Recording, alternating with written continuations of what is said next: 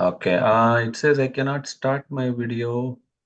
You cannot start your video because the host has stopped it.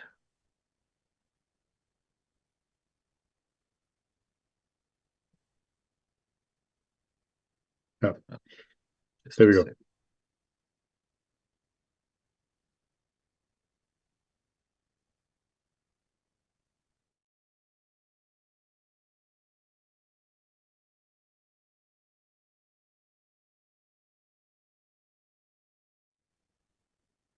Okay.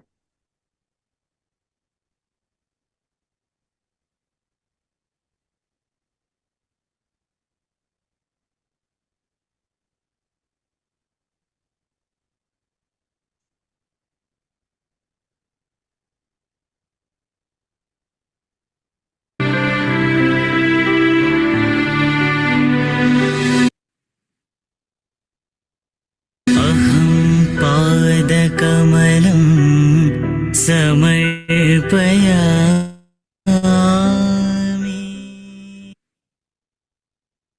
With the blessings and grace of Bhagavan Sri Sathya Sai Baba, the National Devotional Wing of the Sri Sathya Sai Global Council of South Africa is pleased to announce the official launch of a webinar series entitled Sri Sathya Sai Premarpanam, a journey of love to the one who is the sole beacon in all our lives, guiding us across this ocean of samsara to safely dock at his divine lotus feet. This monthly series will feature live discussions with the alumni of the Sri Sathya Sai Institute of Higher Learning, a deemed university, as well as senior devotees who have been in the close proximity of the Paripurna Avatar. Please do join us as we delve into the life and teachings of our beloved Swami and soak ourselves in his eternal love.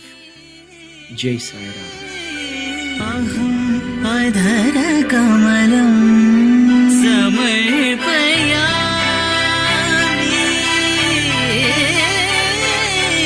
Aham shira kamalam samarpayami.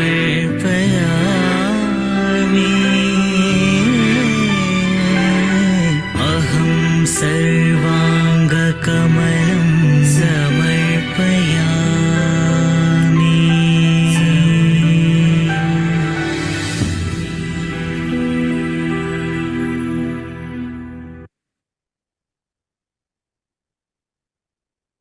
Invoking the blessings and grace of our most beloved Bhagavan Sri Sathya Sai Baba, respected elders, dearest brothers and sisters, Om Shri Sai Ram, and welcome to this, the very first webinar series of the Sri Sathya Sai Premarpanam, hosted by the Sri Sathya Sai Global Council, South Africa.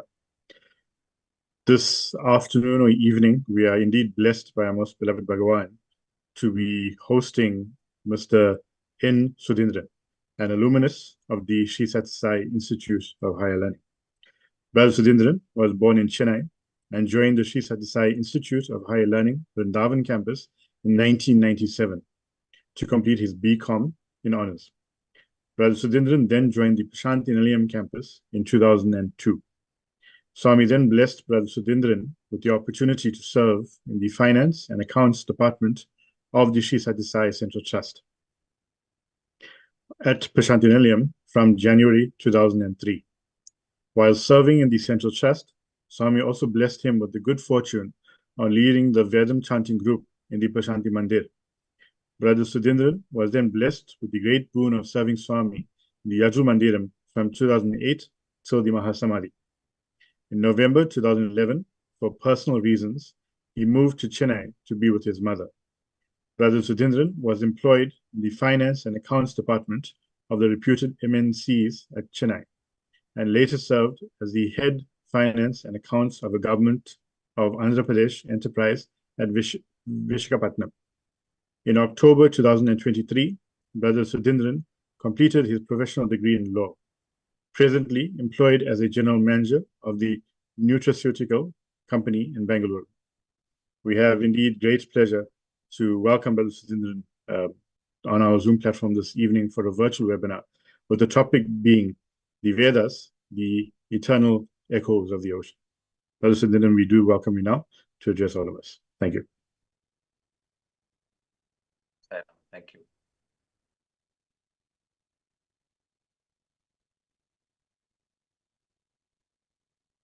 Oh.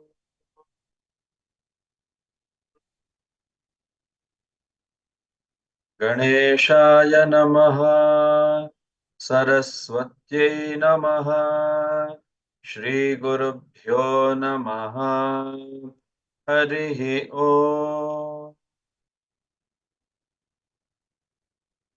वागर्ताविव सम्पृक्तौ वागर्तः प्रतिपत्तये जगतः पितरौ वन्दे पार्वती परमेश्वरौ नमः सभाभ्यः सभापतिभ्यश्च वो नमः।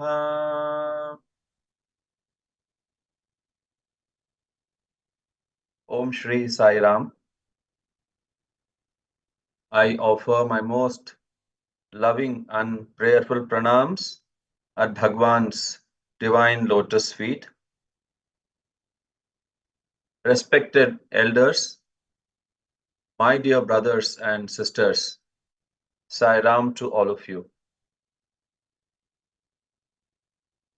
I deem it my good fortune that today Bhagwan has bestowed this blessing upon me to share a few of my thoughts and experiences with all of you.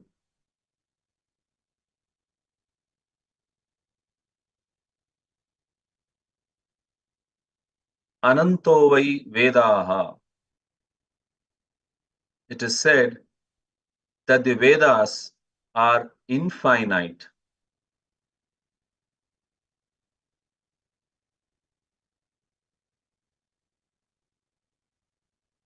If you observe, you would have read Satyam Shivam Sundaram, and in 1960s, during one of the years around the time of Guru Purnima, Swami revealed a great secret about his avatarhood. The reason, the purpose behind his avatar and who the avatar is. And if you recollect what was mentioned in that, you will know that there's a close link between the Sai Avatar and the Vedas. Swami mentioned in that discourse that he is the Shiva Shakti Avatar, Shiva Shakti Rupa, the embodiment of Shiva and Shakti in one beautiful form.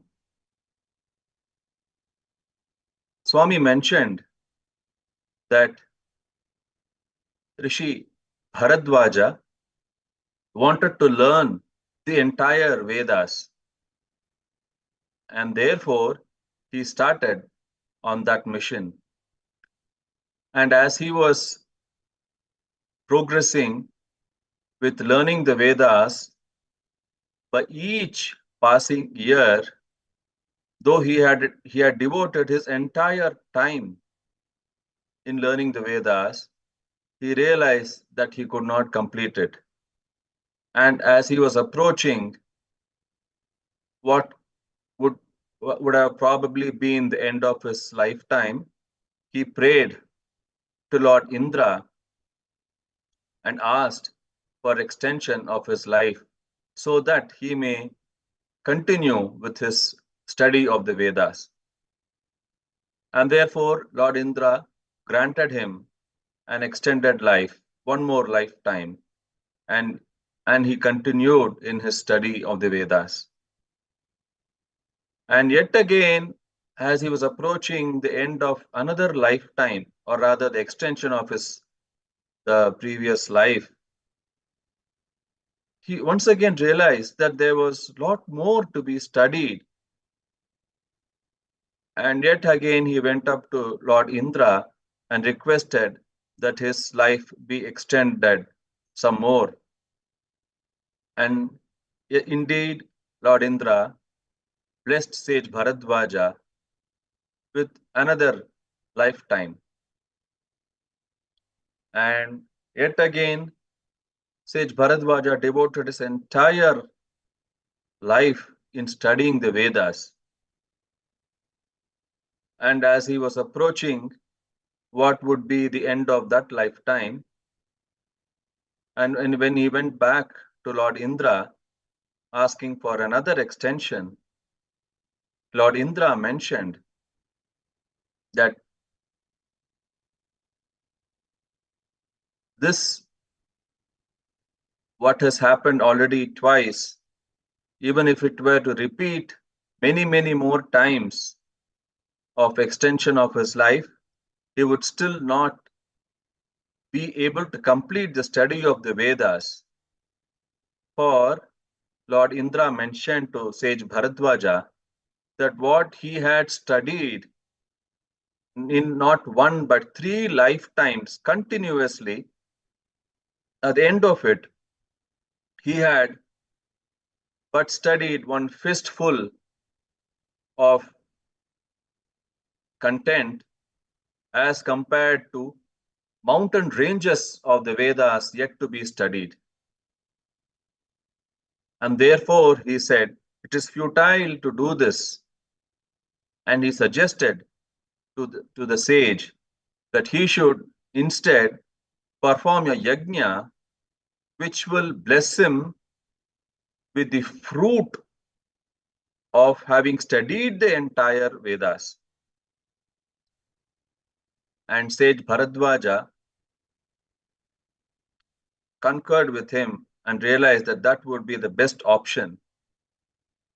And then he wanted to conduct this yajna or an offering, sacrificial offering, to be presided by Lord Shiva and Goddess Parvati. And therefore, he went to Kailasa, the abode of Lord Shiva and Parvati, in order to pray and invite them to preside over his yajna. And when he went to Kailasa, he realized that Lord Shiva and Goddess Parvati were engaged in a dance. And therefore, in order not to disturb them, he stood by the side waiting for an opportunity so that the dance would conclude and then he could speak and request Lord Shiva and Parvati. And even as he was waiting, Goddess Parvati, during the dance, glanced at sage Bharadwaja and acknowledged his presence, but continued to dance with Lord Shiva in order not to stop or to disturb the flow of the dance. And sage Bharadwaja continued to wait in Kailasa.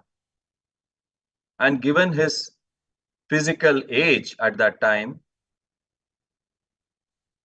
because of the intense cold in Kailasa, he developed a stroke and he fell down. At this, Lord Shiva took notice and came running to sage Bharadwaja. And then from his kamandalu or the pot, he took some water, sprinkled it on sage Bharadwaja.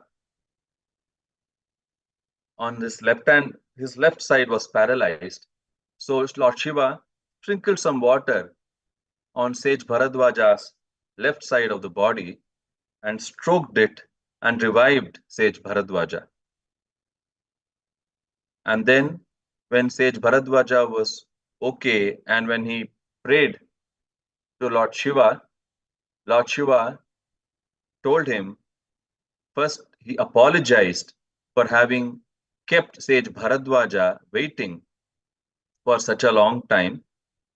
And then Lord Shiva mentioned that he would grant 3 boons to Sage Bharadwaja. And then Lord Shiva mentioned that first, of course, he would indeed come along with Parvati and preside over the yajna to be conducted by Sage Bharadwaja in order to attain the fruit of having studied the entire Vedas. And then, most importantly, Lord Shiva mentioned that in order to compensate for not having provided respect and hospitality and welcomed Sage Bharadwaja into Kailasa, and due to the cold due to which Sage Bharadwaja suffered this paralytic stroke, Lord Shiva mentioned that he would be born in Sage Bharadwaja's clan, meaning to say Bharadwaja Gotra. He would be born not once but thrice. First as in Shiva as Shirdi Sai, then Shiva and Shakti as Sri Sathya Sai, and the third avatar of Shakti as Prema Sai. And Lord Shiva further mentioned that as a recompense or repentance for having not respected Sage Bharadwaja, just like how Sage Bharadwaja suffered a paralytic stroke,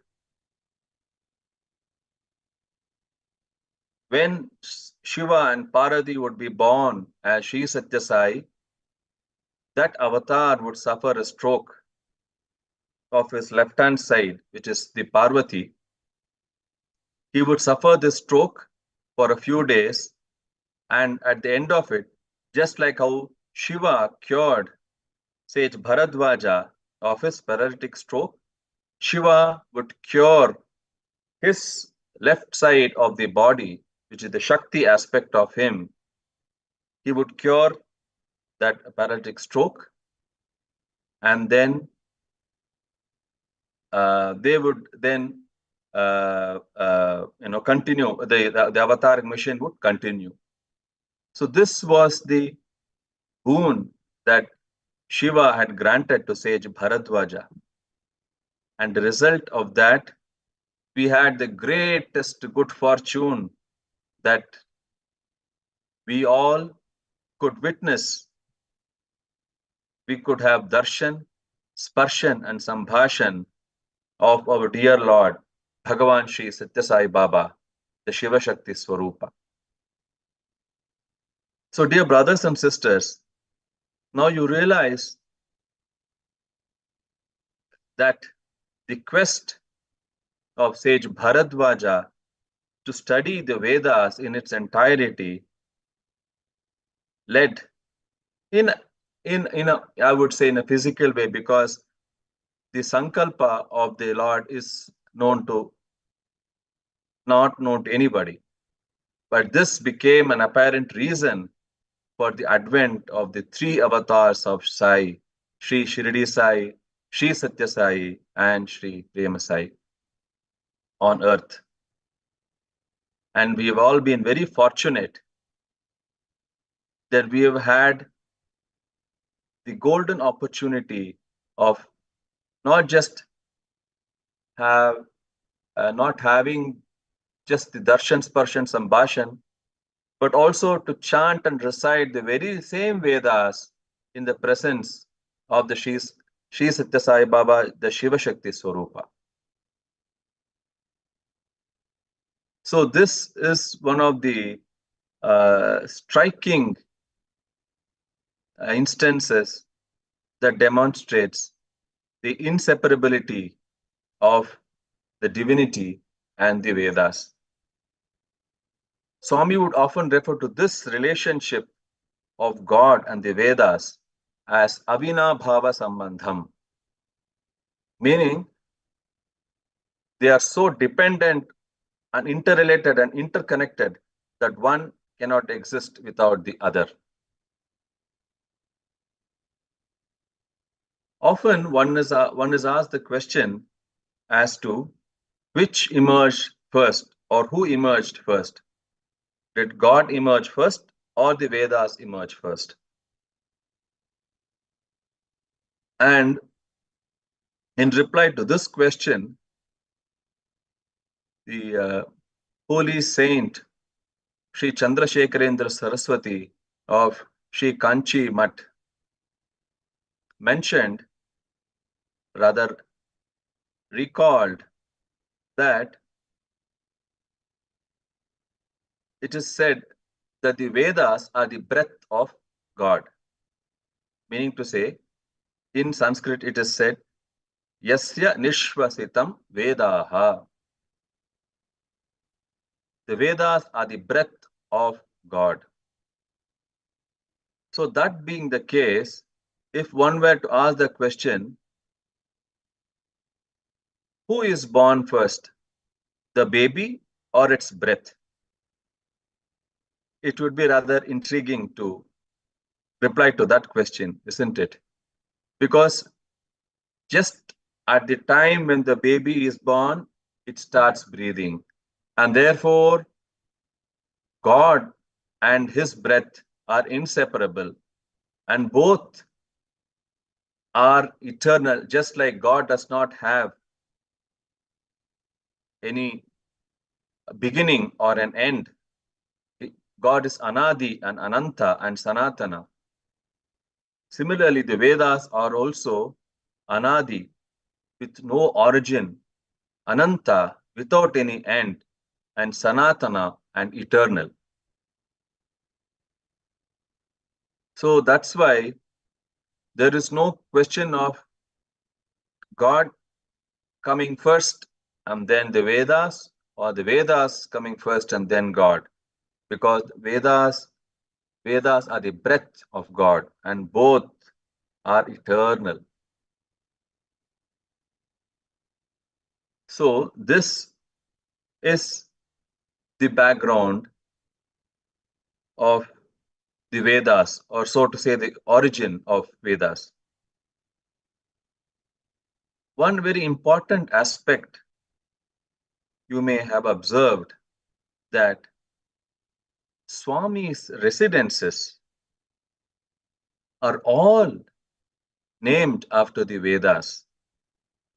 If you take Swami's Mandir, Swami's residence at Prashanthi Nilayam, it is called Yajur Mandir. Swami had named it Yajur Mandir. And Yajur is one of the Vedas, the Yajur Veda. And if you were to take Swami's abode in Brindavan, Whitefield at Bangalore, Swami's residence is called Trayi Brindavan. Trayi is another name for the Vedas. And yet again, if you were to consider Swami's residence at Kodaikanal, where Swami used to go every summer, Swami's residence in Kodaikanal is called Sai Shruti. And Shruti is yet another name for the Vedas. So Bhagavan used to spend almost the entire year at Prashanthi Nilayam Mandir, or in Trayi Brindavan at Whitefield, or during summers in Sai Shruti Kodaikanal.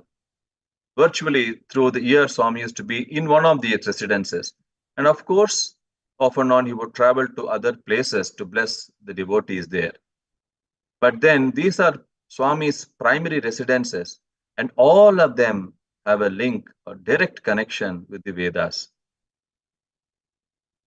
And therefore, I would think that Swami was indicating and implying, just like how the abodes are called Vedas and Bhagwan resides in them, Bhagwan indeed resides in the Vedas.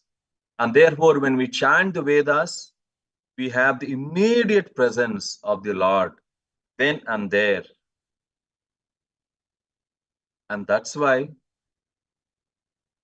as one of the missions of his avatarhood, Bhagwan declared that Veda Poshana and Dharma Rakshana and Shishta Rakshana, these three were the three pillars of his avataric mission. Dharma Sthapana or Dharma Poshana means to foster the Dharma or the righteousness. And Shishta Rakshana is to promote the good. And Veda Poshana and Vidvat Poshana means to foster the Vedas and the people who follow the Vedas. So, yet another interesting aspect of not just the avatarhood of Sri Sathya Sai Baba, but generally across all the divine incarnations or avatars, Veda Poshana has been a very important interlinked aspect to Dharma Sthapana. If you all recall, in Bhagavad Gita, Lord Shri Krishna says, Yada yada hi dharmasya glanir bhavati bharata abhyuktanam adharmasya tadatmanam sujamyaham paritranaya sadhunam vinashaya ja dushkritam dharma samsthapanarthaya sambhavami yuge yuge. Lord Krishna said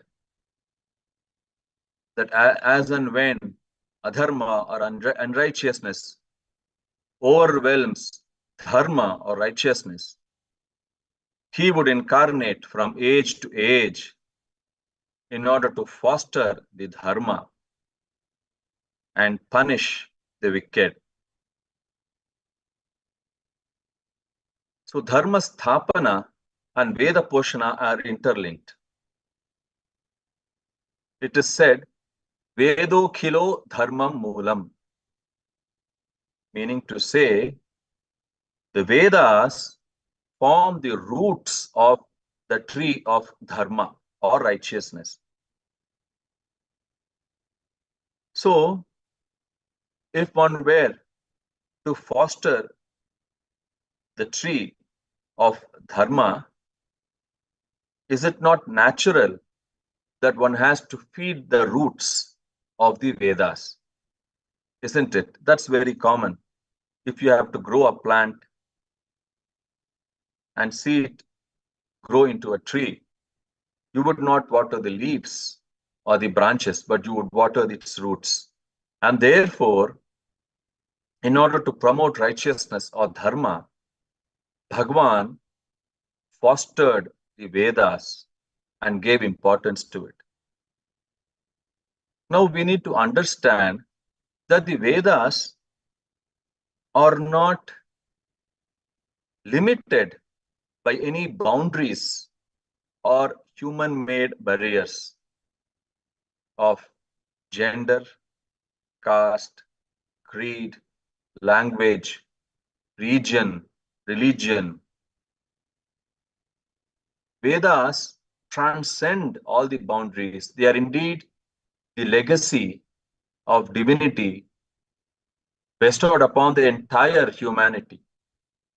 And therefore, it would be wrong to denominate or classify the Vedas as to being or belonging only to one set of people who profess or practice any religion. Vedas are quintessentially all forms of knowledge encompassed in one unending, infinite body of knowledge. That's what the Vedas are. So that is why you may have observed that in Bhagwan's presence, when the Vedas are being chanted, when they were chanted in Swami's presence at Prashanthi Nilayam Mandir, we could see the entire crowd of devotees from all over the world chanting the Vedas in chorus across age group. You would have seen little children from the primary school and very, very elderly gentlemen, devotees, and ladies chanting the Vedas. And therefore, Vedas are not restricted to any of the barriers of age, caste, creed, religion, language, or nationality or race. And therefore, Swami has encouraged everybody to chant the Vedas. And many a time, Swami would call students from different nationalities to come and chant the Vedas in his presence. We have all been witness to how two brothers from the US, they were asked by Bhagwan to chant the Namakam in his divine presence, and they chanted it so flawlessly. We have also seen a student from the erstwhile Russia, USSR, who had chanted yet again the Vedas in Swami's presence. And we've also seen a little lad from Iran who chanted the same Vedas in Swami's presence. And Swami did that to demonstrate that each and everybody can and should chant the Vedas. Now, we all know that from an avataric point of view, promoting the Vedas was one of the means of promoting dharma or righteousness in the world. But then, from where does the Veda get its power? It is no doubt the breath of God. But then, at a physical level, what makes Vedas so special? What makes it so powerful and so potent? If one were to contemplate on this and read through Bhagwan's discourses, one would understand that the Vedas represent this sound. Swami in his discourses often used to say, Shabda Brahmamayi, meaning to say, the sound is an important aspect of divinity. Shabda Brahmamayi, sound is divine and powerful. So, we all know in physics as to how energy cannot be created or destroyed. It merely gets transferred from one form into another. And therefore, the sound and vibrations are merely the two sides of the same coin, and they denote a very important aspect of divine energy. And therefore, sound plays a very important role and not just in our lives, but in the entire creation. It is said that the entire creation came into being with the sound of Omkara. Oh.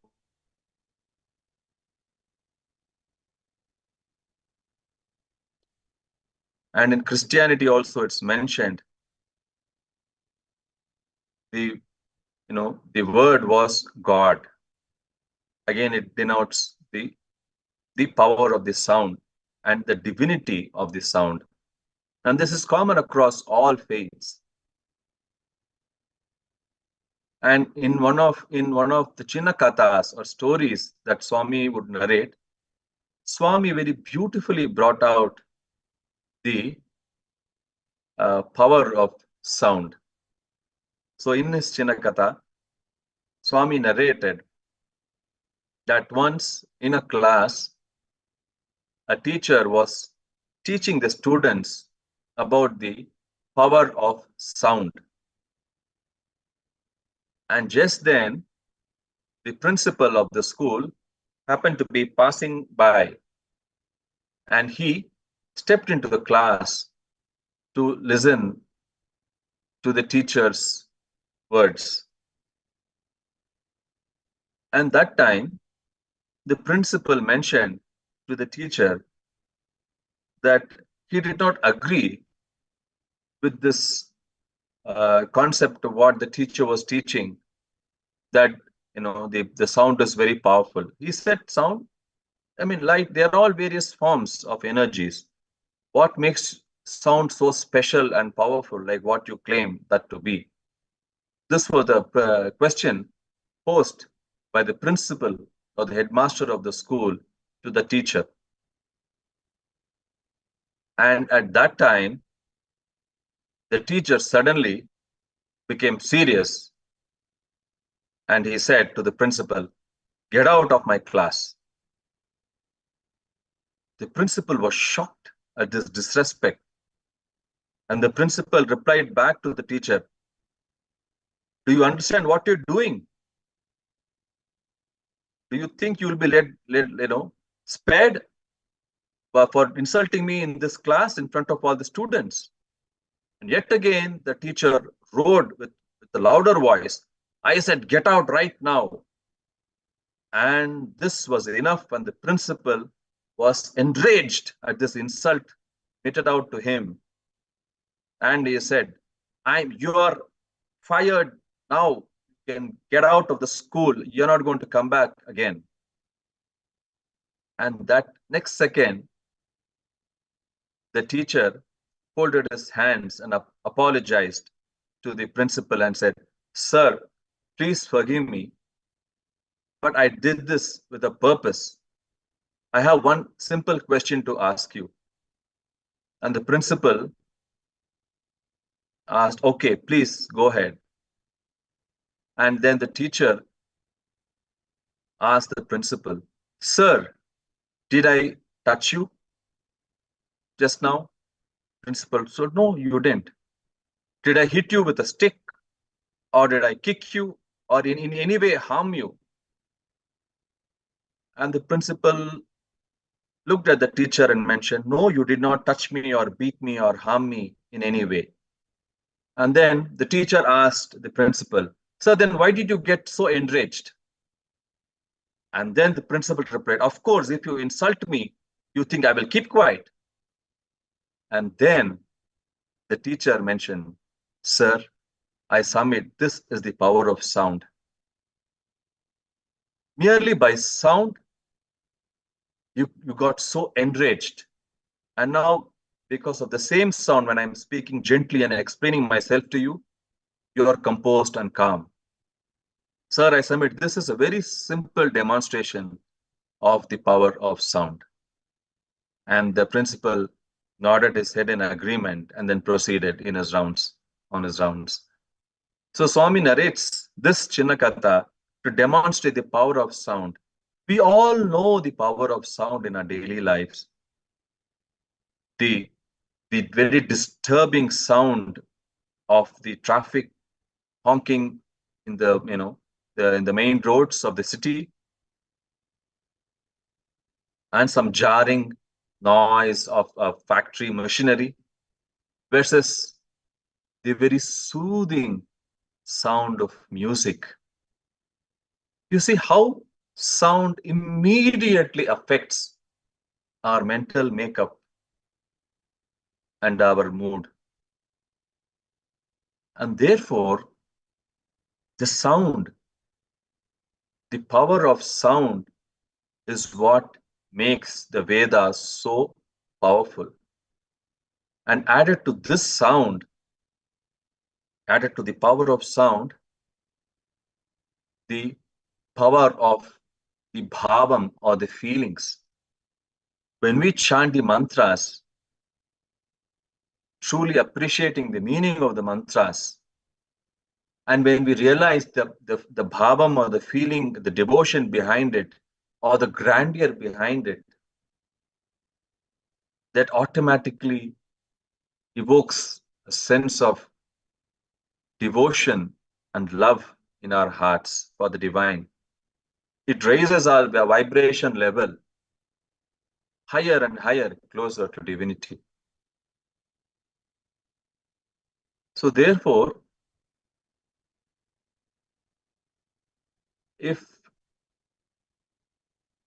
to give you just an example, see, when we all chant the Vedas, all of us across the world, when we chant the Vedas in Swami's presence, in Samitis, or wherever, at the end of it, we all conclude with the prayer of Samasta Lokaha Sukhino Bhavantu. May all the worlds be happy. So one would be tempted to ask, as to like we are right now chanting this mantra in our respective residences or samitis, which is but just one small space in our city or village, which is yet again one small part of the country, which is yet again one small part of the continent, which is yet again a very minuscule part of the earth, and earth in itself being just one dot in this whole cosmos. And therefore, how can I, who am chanting the Vedas in my room, in any way affect the world? As in, I can just pray or just state that may all the worlds be happy. But does it really matter? The fact of the matter is, it does matter. You can imagine a big pond in front of you, a very big pond, which is completely still. There is no breeze, there's no disturbance. The water in the pond is completely still and calm. And if you were to take one pebble in your hand and throw it into the pond, when that pebble lands in the water splashes in that area, the center, and then the ripples of that spreads across the entire pond till the boundaries of that pond. So similarly, when we chant the Vedas, the divine vibrations that emanate at the spot where we chant, that becomes the epicenter, and from there all the vibrations spreads across and engulfs the entire space.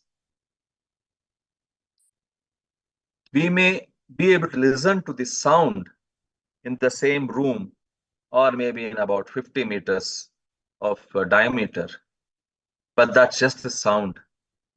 But the unheard vibrations, that spreads across the entire space and grants the benefit of chanting to the entire creation. And the Vedas are prayers by their very nature. They are prayers to the Lord in various forms. And then when we pray to God and chant the Vedas, the mantras, the result of that accrues across the entire space. So this, I've spent almost around 40-45 minutes, I would say, in a more of a technical manner, trying to explain the importance and significance of the Vedas and how it is interconnected to divinity and how it plays a very important role in the divine avataric mission of Bhagavan Sri Sathya Sai Baba. We had the very good fortune of chanting the Vedas in Swami's immediate presence at Prashanthi Nilayam. And during one of those occasions, Swami almost conducted, I would say, a practical class. Like we have in our schools for sciences, we have the theory class and the practical class, where we do experimentation in the lab.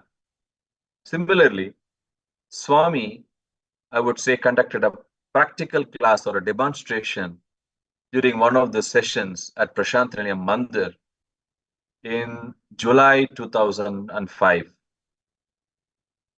So that day, we were all chanting the Vedas in Swami's presence. And Swami had asked us to chant the Narayana Upanishad. It's a hymn in praise of Lord Sri Narayana. And as we were chanting the mantras, the Narayana Upanishad, Swami then called me and asked me to translate that mantra into English. And therefore, the Veda group chanted one verse, and I would translate that into English. And yet again, the second verse would be chanted in Sanskrit, and I would then translate it again into English. And this went on from the start to finish of the Narayana Upanishad. And at the end of that, Swami waved his hand and created a very beautiful necklace. Let me share my screen and show you some of these, the photos of that episode. I think.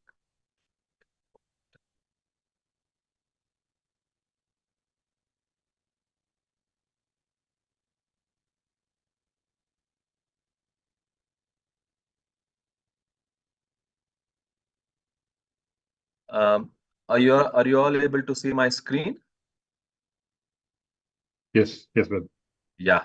So this is that necklace that Swami materialized.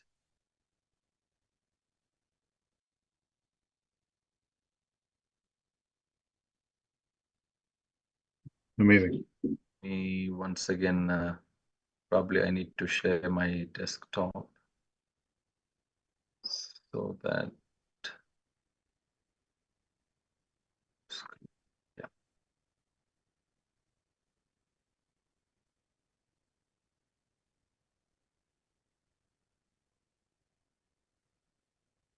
Yes.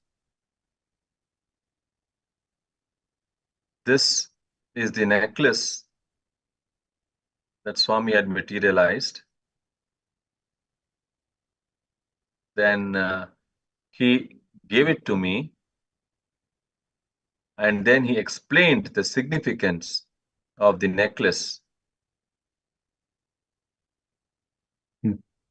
It's such an exquisite piece of jewelry.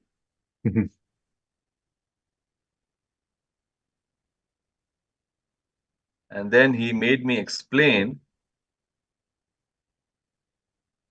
He then made me explain the significance of this necklace.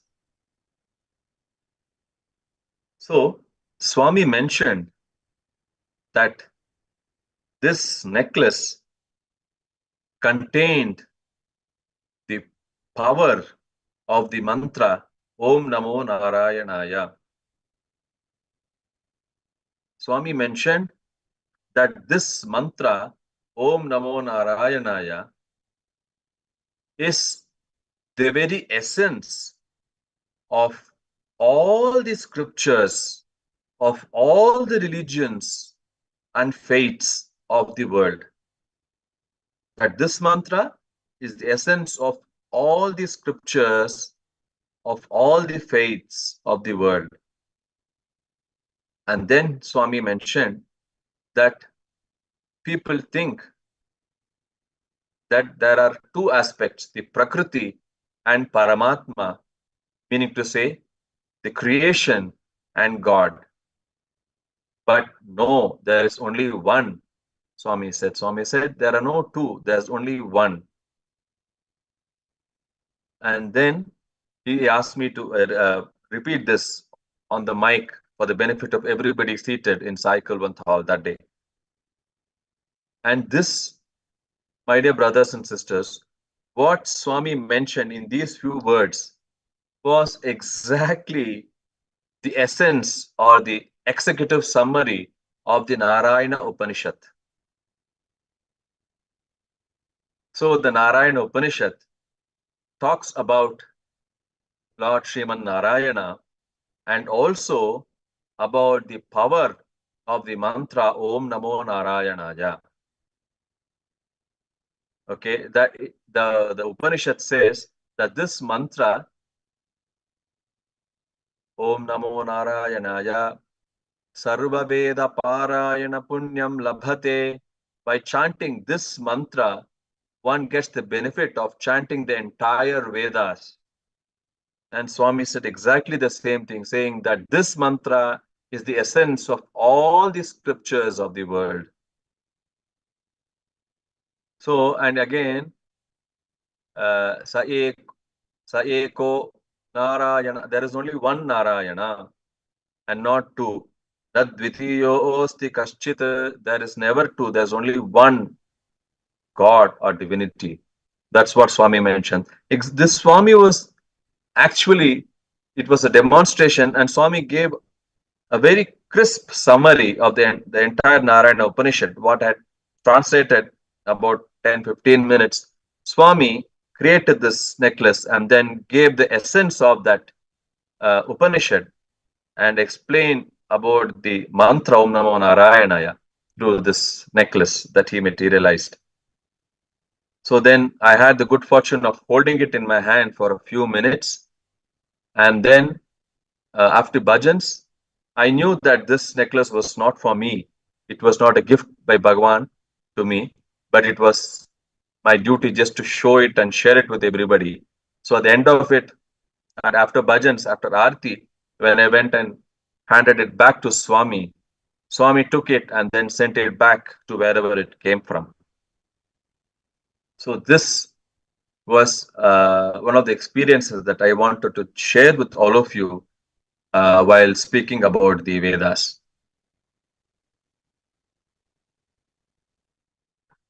So now coming to the Vedas, back to the Vedas in the presence of Swami. During those early days in 1960s, Swami had invited many great Vedic pundits and exponents from across the country to his presence to conduct the Veda Purusha Saptaha Jnana Yajna. The Yajna, the sacrificial offering that is conducted at Prashanthi Nilayam every year during the Dashara, during the month of October. So that time, a very great Vedic Pandit, Vedic scholar and exponent called Brahmashri Kamavadhani Garu came to Bhagwan. And after having come to Bhagwan, he realized that he had attained the fruit of all his Vedic learning and worship, and that his life had got sanctified by coming to Bhagwan. And then, after having come to Bhagwan once, to Bhagwan's physical presence, he just stayed at Prashanthi Nilayam and refused to go back to his house, his hometown. That was the love and conviction and faith that the great Vedic scholar Brahmashri Kamavadhani Garu had in Bhagwan. He was a very great scholar and a very great devotee of Bhagwan. So one of those days, someone asked this Vedic Pandit in Telugu as to, Ayya, Swamiki Vedam Telusa? Does Swami know the Vedas? Is what this person asked. And in reply, the great Vedic scholar mentioned that Swami Cheppinde Vedam, meaning to say, whatever Swami speaks, that is verily the Veda. So that those are the words of this great Vedic Pandit and scholar, Brahmashri Kamavadhani Garu. So this shows us that all the teachings, all the discourses that Bhagwan, and not just the discourses, but Swami's writings, the Vahinis, and all the discourses, whatever Swami had spoken and written about, all are verily the Vedas. They are indeed the essence of the Vedas and the Upanishads. I would like to narrate a very interesting experience of mine. When we were all chanting the mantra Pushpam in Swami's presence one day at Prashanthi Nilayam, Swami called me and asked me to translate the mantra into English. And that time, so when we chanted the mantra Pushpam, you all may be aware of the mantra Pushpam. Let me chant a few lines from that.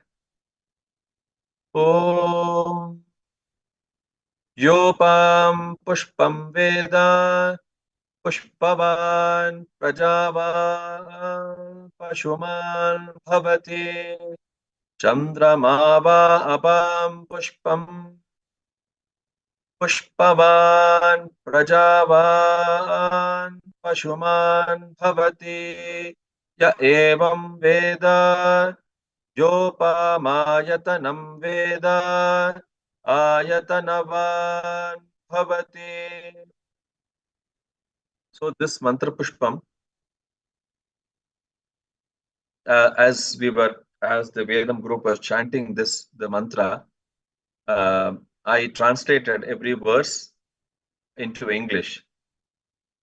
And at the end of it, when I went back to Swami, Swami looked at me and asked, what is the essence of this mantra Pushpam? What is the essence of this mantra Pushpam? So then I humbly submitted to Swami, saying, Swami, please forgive me, I don't know. Please enlighten me with this. So then Swami looked at me and replied that the essence of the mantra Pushpam is Brahmavit Brahmaiva Bhavati, meaning to say, the knower of Brahman becomes one with the Brahman, becomes Brahman himself or herself.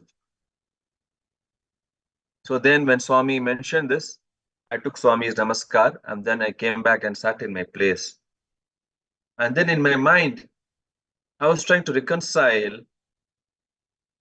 the translation of the mantra push from what I had picked up from the books and reconcile that with what Swami mentioned as the essence of the mantra pushpam, which is Brahmavid Brahmaiva Bhavati. And this exercise went on for a long time, for a couple of days. And then the truth dawned upon me by Swami's grace.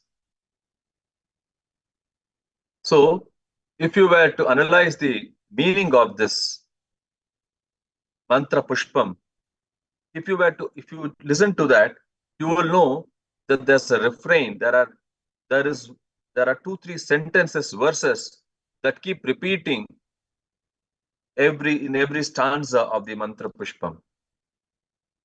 Yopamayatanam Veda ayatanavan bhavati. Ya evam Veda yopamayatanam Veda ayatanavan bhavati.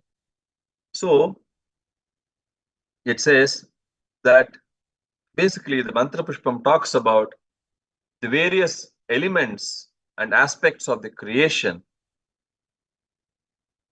and then it says ya evam Veda yopamayatanam Veda ayatanavan bhavati.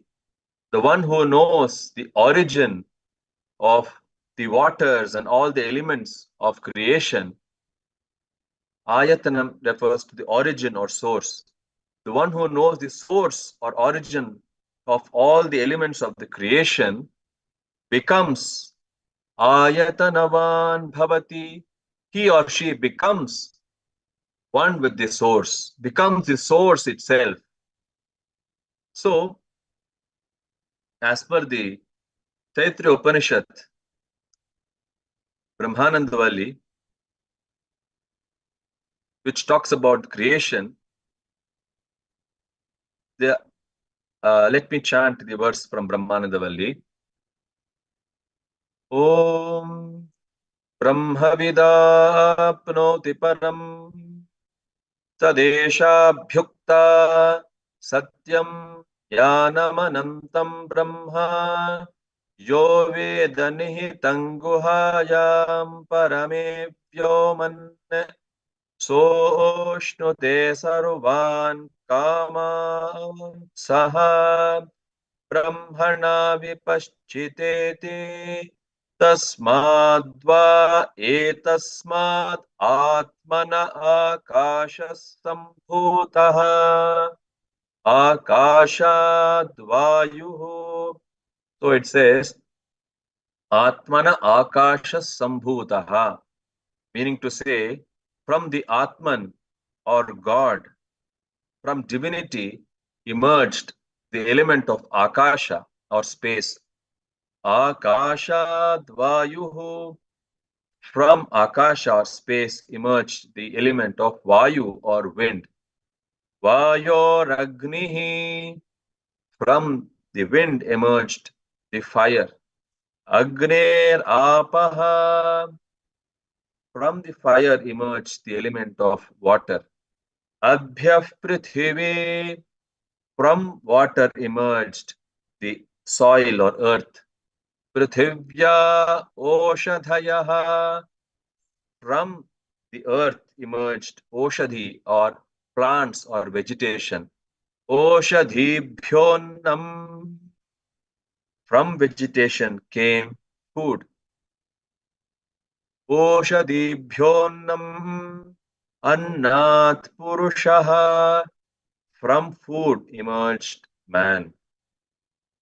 And therefore, when you trace the origin right from man back to its source, from man to food, food to vegetation or plants, from plants to the earth, earth to water, water to fire, fire to wind, wind to space, Akasha, and Akasha back to the ultimate source, which is the Atman or God. When we do this mapping, we will know that the source of origin of all the elements of creation is Atman or God. And therefore, based on this mantra pushpam, ya evam Veda yopamayatanam Veda ayatanavan bhavati, the one who knows the source of all the elements to be God or Atman, ayatanavan bhavati, becomes one with the Atman or God. And this is what was revealed by Bhagavan when he mentioned that the essence of mantra pushpam is Brahmavit Brahmaiva Bhavati. By knowing the source of all the creation to be God, one becomes one with the source or God. One merges into God. So you see that Swami had very succinctly, very sweetly summarized the entire meaning, the essence of the mantra Vishpam in the small verse, Brahmavit Brahmaiva Bhavati. So beautifully. And who else can do that but the Veda Purusha, or the supreme divinity, who is the very embodiment of all the Vedas and all the knowledge. So this is one of the experience that I wanted to share with all of you. Yet another interesting analysis of how Swami's teachings are the essence of the Vedas and Upanishads can be found in, yet again, in the Taittiriya Upanishad, in another chapter called Bhriguvalli. Or I'm sorry, yet again in the Anandavalli, the Brahmanandavalli of Taittiriya Upanishad. So this Brahmanandavalli is a treatise on the Ananda or joy or bliss. So in the final portion of the Brahmanandavalli, what is called the Ananda Mimamsa is there. This Ananda Mimamsa is a study of the concept or principle of bliss or joy, Ananda. So in that, it says that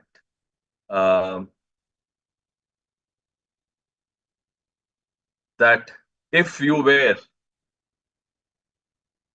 to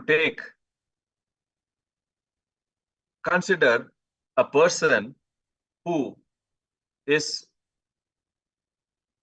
bestowed with physical strength, mental and intellectual capabilities, extremely, very, very intelligent, one who is bestowed with all strength, all beauty, all intelligence, and all the wealth of the world. Ashishto dridishto balishtaha. So if a person was, this is a hypothetical study, hypothesis, where you consider a person, a human being, who is in his prime of his youth, bestowed with physical, bodily strength, mental intelligence and capabilities, and one who is bestowed with the entire riches of the world. In that person, we have one unit of human joy. Sayeko manusha anandaha. So, in that person, we have one unit of human joy. And it says, Sayeko manusha anandaha. Then, Shrotriyasya chakamaha tasya Teye shatam manusha anandaha Sayeko manushyagam dharvana manandaha. So it says that 100 times that human joy is equal to 1 unit of joy of another class of beings called Manushya Gandharva. Then Te Shatam Manushya Gandharvana Manandaha Sayeko Deva Gandharvana Manandaha. 100 times the unit of joy of a Manushya Gandharva is equal to 1 unit of joy for Deva Gandharva, another higher class of celestial beings.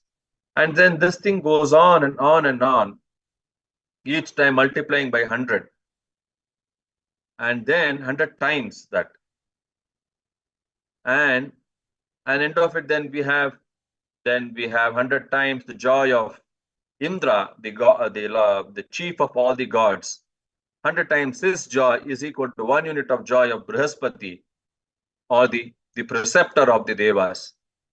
And then 100 times of 100 times the unit of happiness of Brihaspati is equal to 1 unit of joy of Prajapati, or the creator.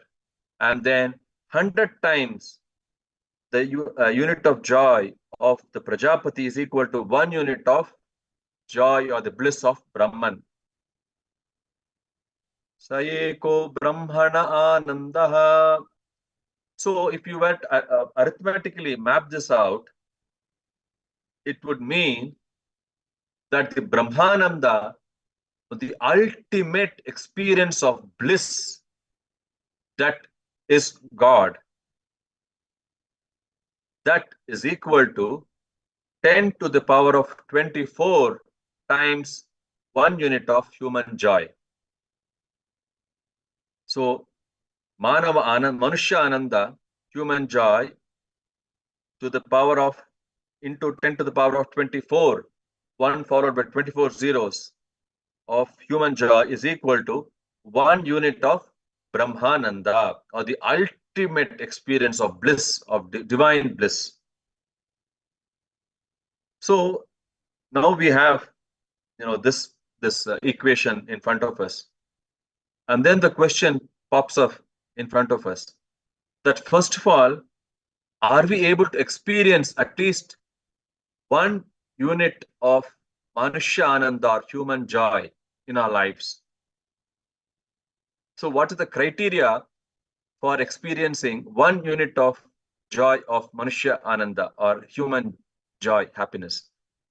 One has to be in the prime of youth, always. Okay, and that's physically not possible for anybody, right? Number one should be physically extremely strong. Okay, fine. One should be mentally very alert and highly intelligent. Okay, assume that it's possible. And most importantly, one should possess the entire wealth of the world. Now, is that even possible? Is it possible for one individual to possess the entire riches of the entire world? No. The richest man right now could be Mr. Bill Gates, but even then he does not possess the entire riches of the world. He may be the richest man on earth, but he still does not possess the entire wealth of the world. And therefore, we know that physically, it is not even possible to experience 1 unit of Manushya Ananda, or human joy. We just have glimpses of human joy, little glimpses. We have not experienced human joy even in its entirety, even once in our life. And therefore, the question comes as to, if we cannot experience even 1 unit of human joy, how are we ever going to experience Brahmananda, the supreme bliss of God, which is 10 to the power of 24 times human joy? Impossible, right? When we cannot attain 1 unit of human joy, how can we attain 10 to the power of 24 times the human joy, which is Brahmananda? Impossible. But in that very same Brahmananda Valli, after every sentence, there is one sentence. You could probably call this fine print. What we see in probably insurance contract or any of the contracts. There's a fine print there. It says, Shrotriyasya Chakamahatasya, meaning to say, a Shrotriya Shrotriya is the person who is very well versed in Shruti or the Vedas, the Vedic wisdom. Shrotriyasya chaka mahatasya. Meaning to say, a person who is very well versed in the Vedic wisdom, and most importantly, akamatasya, one who is desireless. Kama is desire. Akamatasya, one who is desireless. Therefore, it says, at every point, at Sayeko manushagam dharvanam anandah shrotriyasya cha kamah tasya deshatam manushagam dharvanam anandah Sayeko devagam dharvanam anandah shrotriyasya cha kamah tasya. It goes on and on. It says at every step of joy, it says shrotriyasya cha kamah tasya. One who is completely bestowed with the Vedic wisdom and who is completely desireless can attain that joy. Meaning to say, a person who is full of wisdom and who is bereft of desires can at will attain any unit of joy, right from Manushya Ananda, human joy, right up to the Brahmananda or divine bliss. But the only qualification is that person should be bestowed with complete Vedic wisdom and be desireless. See, this, I took about probably 10 minutes to speak about this Ananda, Brahmananda Mimamsa. This whole thing could sound quite complicated, right? But this whole thing, Swami summarized in a very simple mathematical equation. Swami said, man minus desires is equal to God. How profound. The entire Brahmananda Mimamsa, Swami summarized in such a small, crisp equation that even a second grade student could understand. Man minus desires is equal to God. Shrotriyasya cha kamah tasya. So, who else but our dearest Bhagwan Sri Sathya Sai Baba could have so beautifully, so succinctly given the entire Vedic wisdom in such a simple form, and that is so very simple to understand and follow in our daily lives. And therefore, not just this is just one example. Every word and every letter, every gesture of Swami is filled with that kind of Vedic wisdom, because Bhagwan is the very embodiment of all the Vedas, and therefore every little act, word, gesture so that emanates from Swami is verily the essence of the Vedas and the Upanishads. So with these few thoughts, I would like to conclude my talk on the Vedas. And I hope and pray that Swami gives us the opportunity to learn the Vedas, to chant the Vedic mantras in his presence, and then to understand the import and the meaning of the Vedas, to follow it, to apply that in our daily lives, and share it with everybody around us, so that all of us can march hand in hand to a divine source. And with this prayer, I would like to conclude my talk, and I offer this as my loving offering at Bhagwan's lotus feet. I would request Raitan brother, if in case anybody has questions, they Sure. could, for the next about 10 minutes or so. I will Sure. try my best to share whatever little I know and answer that question. So over to you, brother. Thank you. Thank you, Prashanthi. That was just amazing. I mean, your insights and just tying it up to simple anecdotes that Swami has given is really beautiful. I think the one thing so for me personally, when I started to learn Veda, there were those common voices that you heard in Prashanthi Mandir. And in those days, you had the CDs. You had CDs like Anant. I don't know if you remember that from the Lavani Correct. campus. Yeah. And we had the old dial-up system. So you were not able to see Swami or Prashanthi Mandir on YouTube like what we used to now. And you used to listen to those common voices. And your voice was one of those common voices that we used to listen to growing up, learning Veda. And even Right. sitting in Prashanthi Mandir, you would see those same Vedam boys come in and go out.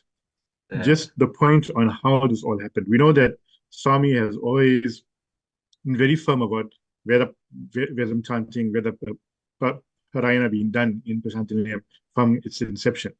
But things just changed in 2004, where Swami instructed and declared that Veda chanting be done in Sai Avatar every morning or every afternoon.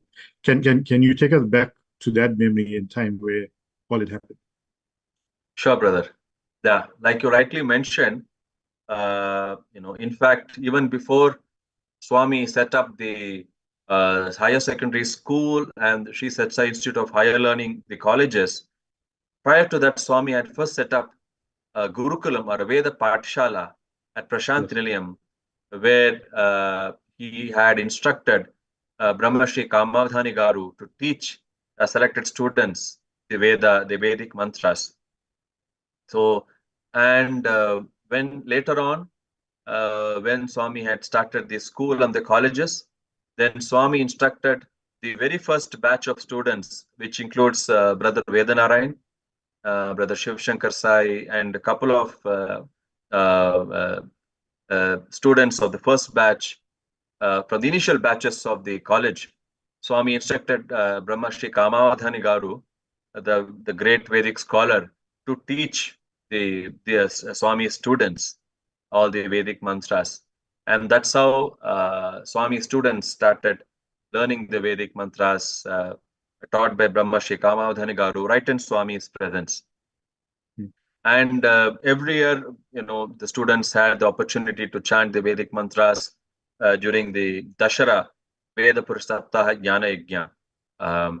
And apart from that, Vedas, on every festive occasion, Guru Purnima, Swami's birthday, before Swami gave the divine discourse, he would ask the students to come and chant the Veda mantras for 5 minutes, and then the proceedings of the day would begin. While this was the norm for many, many years and decades, in September 2003, Swami suddenly one day, as he was coming for darshan, he looked at the students were seated in the front, in the front of the stage in Prashanthi Nilayam. Swami came around and Swami suddenly asked, "Hey, why are you not chanting the Vedas?" So we were perplexed, because generally the norm was that we would chant the Vedas, when there was there's a program, and before the program commenced, before Swami's discourse, the students would chant the Vedas. But suddenly, out of nowhere, Swami asked, "Why are you not chanting the Vedas?" And then that day, he went and then he called the warden and told, "Why are the students not chanting the Vedas? Let them chant the Vedas." Then that was the instruction given. And we were all kind of perplexed. We didn't know what was Swami referring to. And then after that, the next day, we were all ready to chant the Vedas, but we didn't know what the cue was, because that time the norm was the darshan music would be played as Swami was coming to give darshan.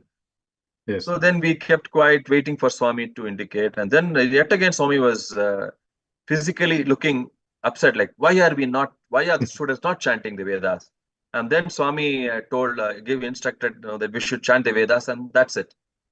And from that day onwards, for every darshan, in the morning and the evening, as Swami would come out for darshan, the Swami, the entire Saikulant hall would chant the Vedas, led by few of us from the Vedam group, chanting on the mic. So that's how. Sure. And initially, those days, Swami would sit outside, and we would chant for 2 to 3 hours continuously in the morning and evening every day. And Swami would just be right there in front of us, seated on the stage, giving darshan to everybody and enjoying, listening to the Vedas and accepting our prayers to himself, the Veda Purusha.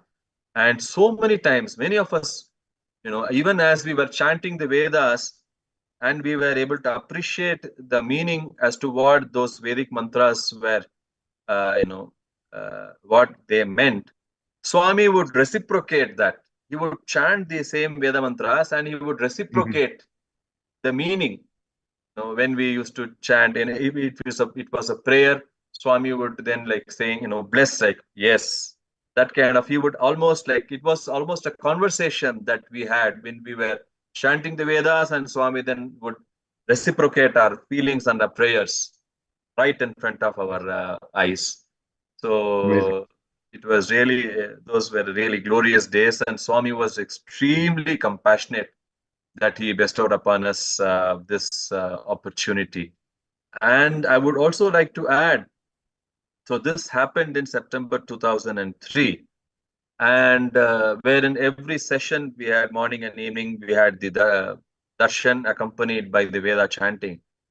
And I would say the next shift happened in 2008, yet again in September. And this was leading up to the Sahasra Purna Chandra Yes. Darshana Shanti, which commemorated the, it is the equivalent of that would be that when an individual sees 1,000 full moons in his life, it's called Sahasra Purna Chandra Darshana Shanti, roughly about 84, 85, around that number, that age, one would have seen about 1,000 full moons. So that is taken as a very important landmark or a milestone in an individual's life. And for Swami, when at the request of everybody, all the devotees, when he accepted to celebrate the Sahasra Purna Chandra Darshan Shanti of the Sathya Sai Avatar, that time Swami instructed me and 2 other brothers, students, to teach the Namakam, the Rudram, in Saikulvanthal to everybody. Swami was very keen that each and every student and devotee should learn the Rudram, the Namakam, especially. Swami Yes. would always emphasize saying that Rudram Chatte Bhadrangga Untamu, that chanting the Rudram bestows Bhadram or safety and security on everybody. So, and that's when it took off at a global level, right from every samiti across the states and the countries across the world. Everybody started learning the Vedas, especially the Namakam, and then started chanting it. And it is such a great blessing that at one sweep, Swami, embraced the entire world in his to his heart and made everybody chant the Vedas. Really, that was I would say a paradigm shift. Where everybody across all barriers, age, gender, nationality, language, caste, country, region, race, everybody embraced and Swami's teachings, and then they started chanting the Vedas. Really, It was Amazing. such a great experience to witness And those that. audios are still available on the Sri Sathya Sai Media Center site. Because I Right, remember listening to those audios back when it was Radio Sai. And it was right. amazing just to listen to those live practice sessions inside Kuala Lumpur. I think Absolutely if right. anyone has an opportunity to listen to it, it was just amazing to hear the crowd, you and the rest of the boys just recite the first line and the crowd coming to it as well. Just purely amazing. And that Absolutely. December, I was blessed by Swami to be in Prashanthi Mandir for Christmas. Oh, okay. And the boys get the winter is that's winter break back then. So there were no students. And by Swami's grace, I got to sit very close to the dais. Oh, And very nice. as I'm sure you and the rest of the Vedam group were chanting the Narayan Upanishad, I saw Swami's lips moving and reciting the same Narayan Upanishad with all of us. And Right. that shows if the Narayan himself can recite this Upanishad, then we must join in and chant with full throat. Absolutely. Absolutely. I think just to sort of conclude on a light mode, I do know that there was a beautiful picture of you and Swami during the convocation drama. Right. Do you have do you mind sharing that picture, favor? You mean that If you don't, the Trishula that you are talking about? yes. It's the same one where you Okay. took part. Okay. Fine. I need to quickly search for that picture. I should be having No it. problem. I actually found it But on Google. If you don't mind me sharing. yeah, I Let me. will. Yeah. So let me, even as I'm searching, let me quickly Yeah. share the story behind that. Okay. So it was the convocation drama uh, uh, to be staged on 22nd November 1999, and Swami had uh, blessed me with the opportunity to play the role of Lord Sri Krishna in the drama. So the drama involved, uh, a story from the Mahabharata involving the Pandavas, the five brothers, and Krishna, and then drawing a parallel to the contemporary times. So that was the essence of that was the storyline. And then Swami is perfection, and everything Swami does is perfect. And Swami expects the same level of perfection from all of us. So Swami was the director of the convocation drama, and he made sure that every aspect of the drama, the action, the dialogues, the script, the songs, the storyline, and the costumes, everything had to be perfect up to his expectations.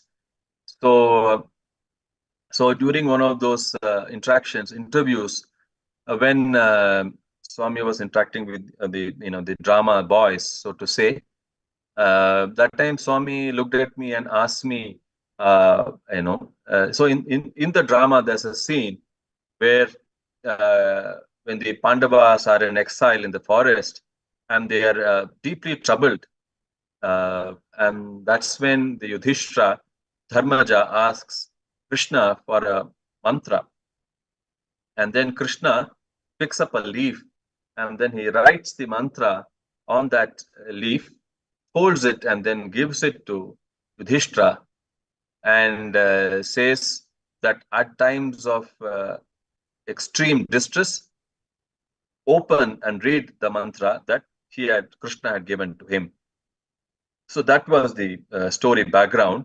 And then Swami asked me as to what would be the pen that I would use to write that mantra on the leaf and then later give it to Yudhishthira. So then when Swami posed this question, immediately, everybody, the warden sir, then he mentioned that Swami, we will probably, make a pen, made out of paper mash or, something like that, so that it will look grand when Krishna is writing that mantra. Mm. So then Swami told, no, that wouldn't, that won't look good. And so then he waved his hand and then he materialized a golden trishul. He materialized a golden trishul, and then he gave it to me and told, use this as the pen when you write the mantra. So he then, of course, the instructions were very clear that I should use that trishul as a pen to write that mantra, and at the end of the drama, I was supposed to hand it back to Swami, which I did. So, but yeah, let me share that Sure. photo of that trishul, golden trishul that Swami created. Sorry, just a second. Let No me. problem.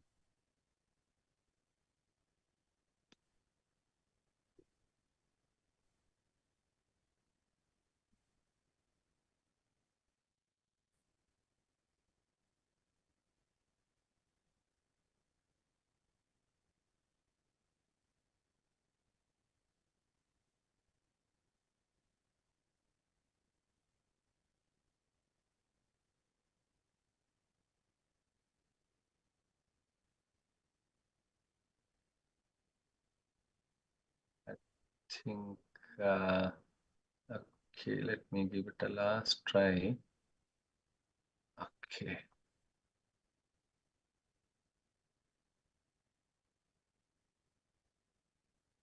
Okay. Yeah, I think. Yeah, should be having.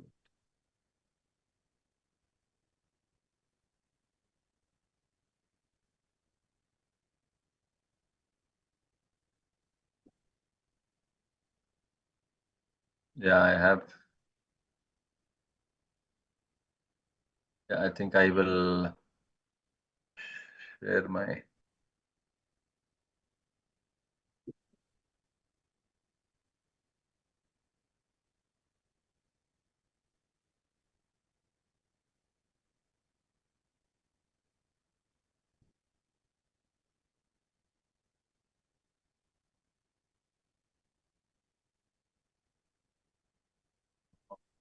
See, I think that particular picture is missing. I'm sorry, I'm not able No problem. to. No problem. I Uh, do have the picture of you and Swami together. Do you I mind can if I share? probably share it on WhatsApp later with you, No and problem. hopefully you can No problem. share it with everybody in the group. Sure. Sure. I'm But sorry, this, I I'm think, no, no, that's fine. not able to No, no retrieve problem. it right now. But I think this was a picture of you and Swami together, correct? Yeah, I mean where he had materialized this, and this Trishula is seen. Actually, Swami had told that you keep it in the hair, and when the Ah, time comes, take it from there, write it, and then keep it back in the amazing. in the long hair that Krishna is supposed to have. So Amazing. that was the instruction, and yeah, so yeah. And he also did your makeup, I remember, for that specific drama as well, is it? Yeah, Swami was kind. See, actually, there's a small story behind it. So one of my seniors, he was once narrating back then when I was a student that when in a drama that he had acted, Swami came and then he was also playing, I think, a mythological role where he was supposed to wear a headgear or a crown. And then Swami came and inspected just before he went on to the stage. Swami came and inspected, and then adjusted his crown, that headgear properly. And then Swami went into, where then Swami went and sat at the D in the D, and then the drama began. So when this brother of mine, student brother of mine, when he was narrating this incident, in my mind, just one small thought, a desire, it just that spontaneously it arose. How good it will be. What a great blessing it would be if Swami, if Swami did that to me as well. This was one passing thought, one desire that just popped up in my mind, and Swami had apparently taken note of that. And then when this convocation drama happened, and before the actual drama was about to be staged, when Swami was behind the curtain with us, inspecting our makeup and costumes, that time, Swami, by the time I had my makeup was done, Swami came and told me it's a bit too blue, too dark, make it a bit lighter. And then Swami then adjusted my crown and then looked at it and told, now it is sitting correct. And then Swami stepped out and went on, in front of the stage and sat.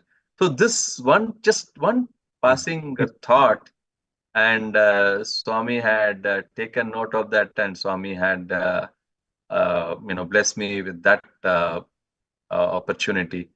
Nothing escapes Swami's attention. Every thought, Amazing. every thought, because he is antaryami. He is always, inside us, and he is a witness, eternal witness to every thought, every stimuli, every thought, word, and deed that goes on inside us and outside us. So yeah, that's another experience that I, just recalled. So yeah. Oh, I think Amazing. brother, I think we are in luck. I can probably perfect. share this. No problem. Yes. I think once you share it, I mean, he is the title of Premarpanam. That journey of love we all have to take to him. I can probably share this yet too. This is when Swami, at the end of the drama, he had blessed me with a photograph. Wonderful. And I think, so this is the thing. I will. There is one photo where in that scene, you can see that the Trishul is there, in my hair. I will try to share that photo across with you, and you can share it with everyone. Perfect. Thank you very much. Firstly, our immense gratitude to Bhagavan Sathya Sai Baba, because without his divine will, his divine grace, it would not happen. I know it's been few conversations between you and me, back and forth in terms of getting the correct date. It's so interesting that our national elections are on this Wednesday, and how beautiful we get to spend this in sadhana, just contemplating on Swami and blessing this country. And the way that you explained everything was very beautiful, amazing. We definitely, this 1.5 hours was not enough time. And we do hope that Swami, with Swami's grace, we do have you on either face to face or again virtual in the near future. So thank you to Swami for all his love. And Brother Sudhindran, thank you for giving up your time. I know it's past 8:30 in India at the moment. So thank you again for all your efforts and just the knowledge that you imparted based on what Swami has given you. So thank you very much for your time this evening. Thank you so much. I would like to conclude with Shanti Mantra. Yes. Yeah. After Brother Sudhindran finishes, we will end with Mangala. Thank you. Sarah. Oh, Sahana Vavatu, Sahalo Bhunaktu, Sahavidyam Karavavahai, Tejasvinavadhitamastu ma vidvishavahai. Om Shanti Shanti Shanti. Om Shanno Mitra Sham Varunaha, Shanno Bhavatvarjama, Shanna Indro Bruhaspatihi, Shanno Vishnurukramaha, Namo Brahmane, Namaste Vayo, Tvameva Pratyaksham Brahmasi, Tvameva प्रत्यक्षं ब्रह्म वदिष्यामि, ऋतं वदिष्यामि, सत्यं वदिष्यामि, तन्मामवतु, तद्वक्तारमवतु, अवतु माम्, अवतु वक्तारम्। ॐ शान्ति शान्ति शान्तिः। ॐ भद्रं कर्णेभिः शृणुयाम देवाः, भद्रं पश्येमाक्षभिर्यजत्राः, स्थिरैरङ्गैस्तुष्टुवागुंसस्तनूभिः, व्यशेम देवहितं यदायुः। स्वस्ति न इन्द्रो वृद्धश्रवाः, स्वस्ति नः पूषा विश्ववेदाः, स्वस्ति नस्तार्क्ष्यो अरिष्टनेमिः, स्वस्ति नो बृहस्पतिर्दधातु। ॐ शान्ति शान्ति शान्तिः। हरिः ॐ तत्सत्। सर्वं श्री साईश्वरार्पणमस्तु। साईराम।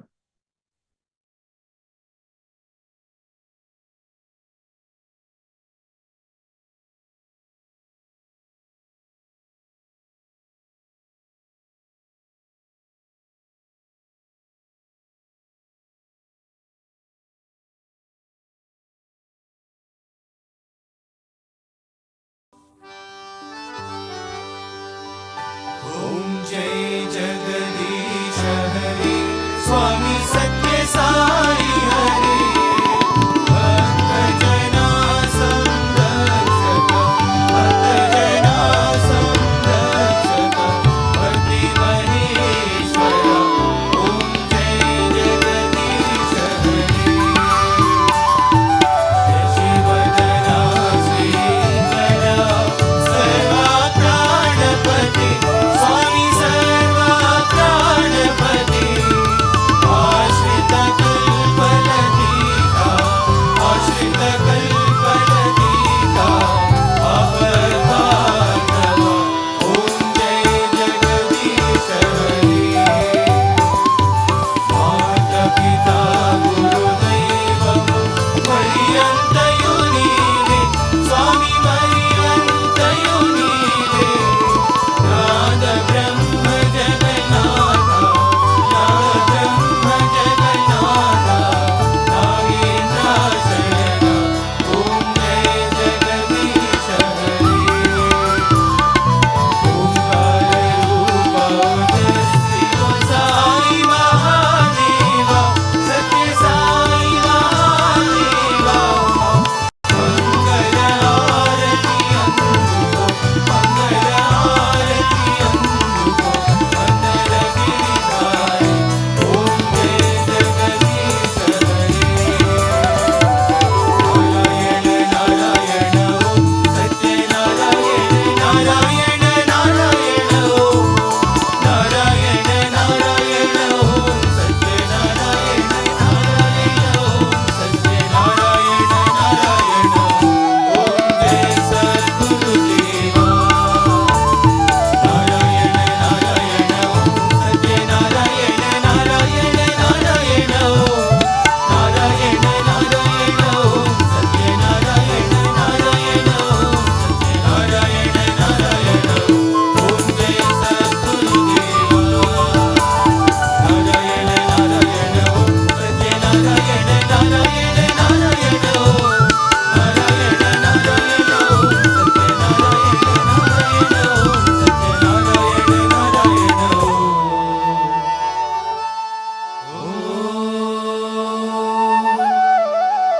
जय सद्गुरुदेवा।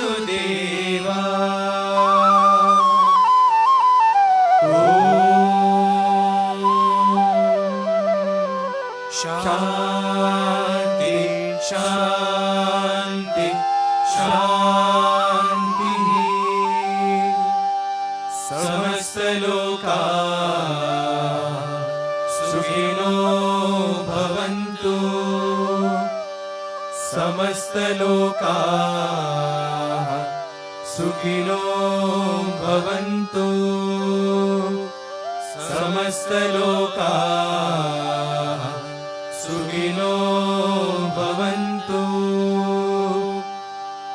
ॐ